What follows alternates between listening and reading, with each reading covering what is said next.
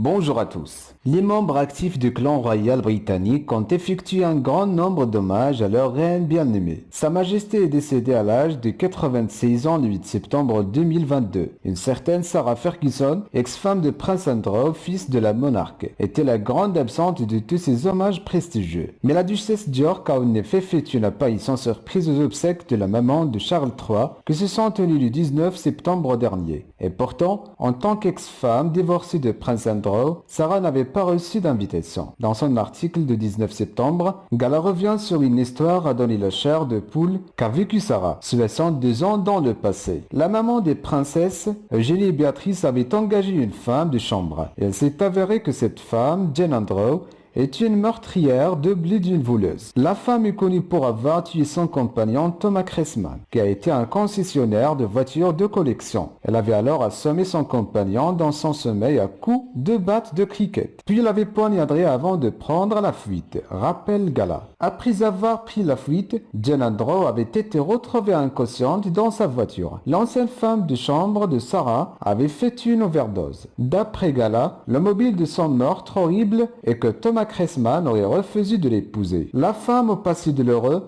marquée par les tentatives de suicide et le viol qu'aurait imposé son compagnon. Selon Gala, aurait été prise d'une colère noire. Jane Andrew avait été condamnée à la prison à vie, s'est évadée de prison, puis réincarcérée après une cavale de 4 jours. Libérée pour bonne conduite en 2015, elle repart pour quelques mois en prison en 2018, après une histoire de harcèlement.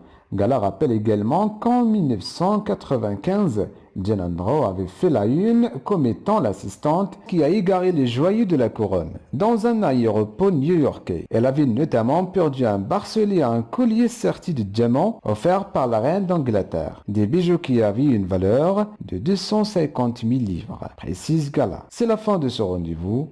Merci et à très bientôt.